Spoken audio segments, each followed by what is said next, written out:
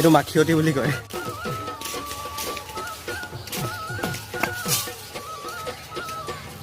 এইটো মাটিমাহ হয় আৰু এইটো হালধি হয়।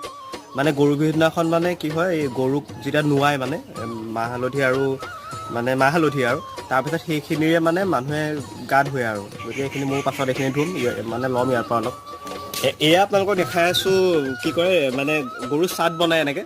ইয়াত কি কৰে, ইয়াত বিভিন্ন ধৰণৰ পাচলি আছে, যেনে চাওক ইয়াত বেঙেনা আছে, তাৰপিছত হালধি, আৰু এইটো কি কয় জালি তিয়ঁহ আছে, মাটি তিয়ঁহ আছে, বাঁহৰ ফুল আছে, আৰু এনেকুৱা এডলীয়া থাকে, 3ডলীয়া থাকে, 5ডলীয়া থাকে, এনেকুৱা থাকে, আৰু তাত এনেকৈ ভৰাই, আৰু মানুহে মানে এক্সচেঞ্জ কৰে, ইঘৰৰ পৰা সিঘৰলৈ সলনি কৰে। তাৰপিছত আৰু গৰু পঘাও আছে, তেনেকৈ গৰু পঘাও মানে সলনি কৰা হয়।